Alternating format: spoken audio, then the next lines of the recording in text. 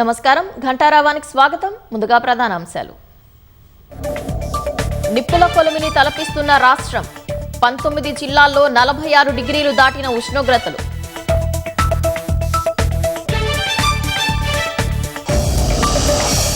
Health క్లస్టర్ను future సిటీకి వచ్చేలా చర్యలు తీసుకోవాలన్న సీఎం రేవంత్.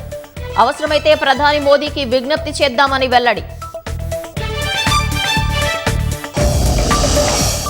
హైదరాబాద్ మెట్రో 2వ దశకు కేంద్రం సానుకూలం. మెట్రో డిపిఆర్ అందిన తర్వాత నిర్ణయం తీసుకుంటామన్న కిషన్ రెడ్డి.